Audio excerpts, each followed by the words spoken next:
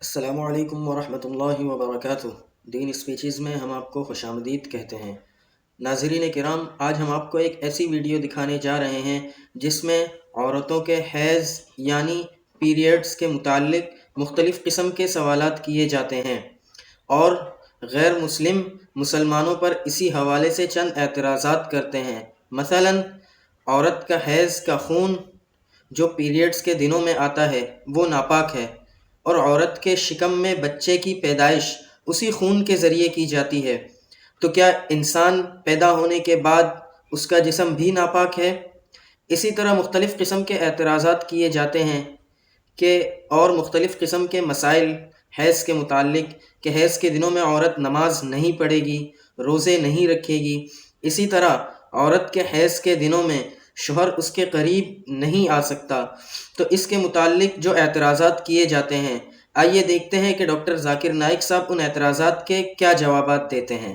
تو Y not جب ایک لڑکی پیوبرٹی پہ آتی وہ سیلیبریٹ کیوں نہ کرے؟ آپ کو بتائیں کہ رادھیکا آپٹے جو میری فلم کی ہیروئن ہے وہ بتا رہی تھی مجھے، اس کے ماں باپ ڈاکٹرز ہیں، کہتے اکشے جب میں 12-13 سال کی تھی، جب میرے پیریڈ شروع ہوئے پہلی بار، تو میں گھبرا گئی کہ میرے ساتھ ہو کیا رہا ہے، and suddenly I realized my mother and father have thrown a party, and not only that, people are coming there and giving gifts. Mic number 1 میں جو بھائی ہیں ان سے گزارش ہے کہ اپنا نام اور پروفیشن پیشہ بتا کر اپنا سوال شروع کریں۔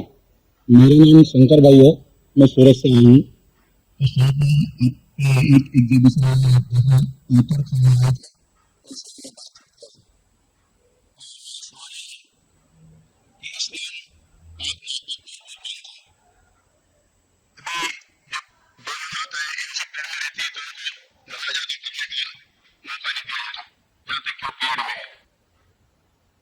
اور پھر جب انسان ماتا کے اندر میں اس کا جنم ہوتا ہے تو وہی ایم سی پیریڈس کا جو مٹیریل ہے اس سے ہی انسان کی جسم بنتا ہے، تو پھر کیا ہمارا پورا شریر پاک ہے یا ناپاک ہے؟ اس کے بارے میں سمجھانے کا پریاس کیجیے۔ بھائی صاحب کا بہت اچھا سوال ہے۔ بھائی صاحب سورت سے ہے اور پوچھ رہے ہیں کہ اسلام پاک اور ناپاک میں بہت مانتا ہے، اور جب خواتین حیض میں ہوتی ہے ڈیورنگ دی مینسٹرل سائیکل، اس وقت انہیں اجازت نہیں کہ وہ نماز پڑھے، اور یہ کہنا چاہتے ہیں کہ کیونکہ اس وقت عورت ناپاک ہے، اور اسی ناپاک کے ذریعے جب بچہ پیدا ہوتا ہے تو اس وقت بھی نماز نہیں پڑھنے کا حکم ہے۔ اور اس کا مطلب یہ، کیا ہر انسان ناپاک پیدا ہوا؟ یہ فلسفہ انسان ناپاک پیدا ہوا یہ عیسائی کا فلسفہ ہے، مسلمان کا نہیں۔ یہ جو آپ نے ایگزامپل دیا، مثال دی، اس سے غلط فہمی ہو سکتی ہے، لیکن میں آپ کی غلط فہمی کو دور کروں گا انشاءاللہ، کیونکہ میری تو بچہ ہے۔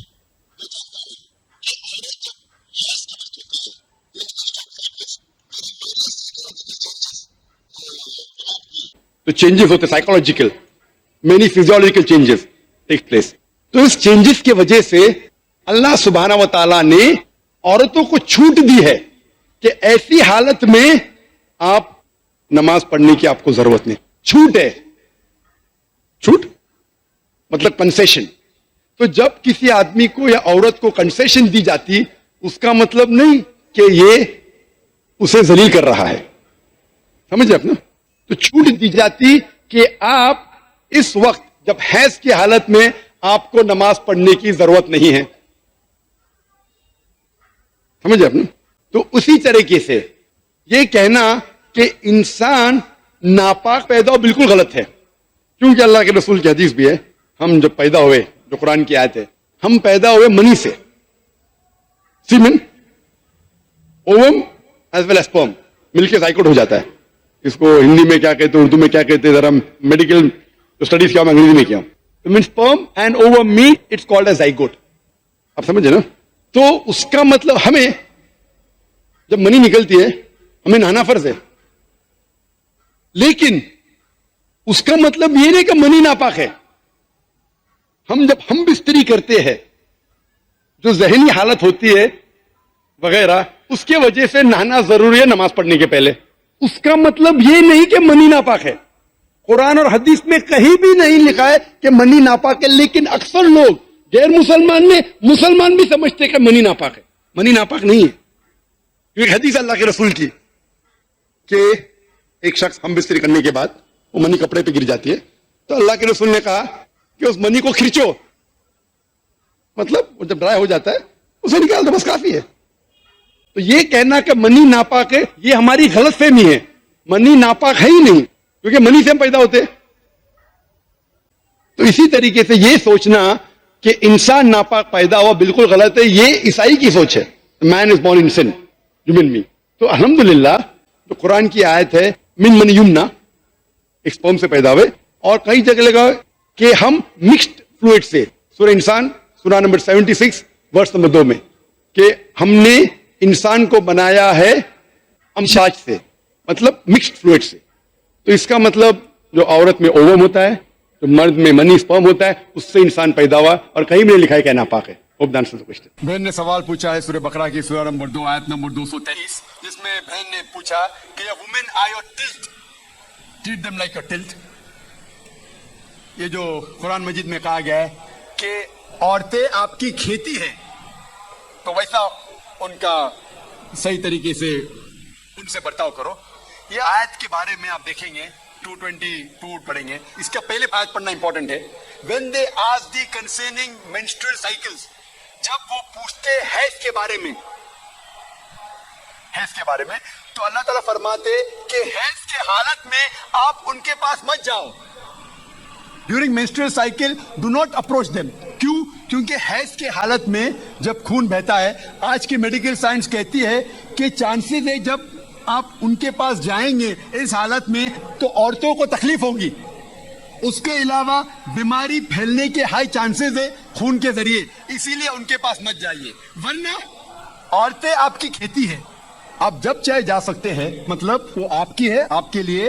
और कुरान में आप पढ़ेंगे उसके पहले सूरह बकरा में सूरह नंबर 2 आयत नंबर 187 में कहा गया है, हुन्ना लिबासुल लकुम व अंतुम लिबासुल लहुन्ना।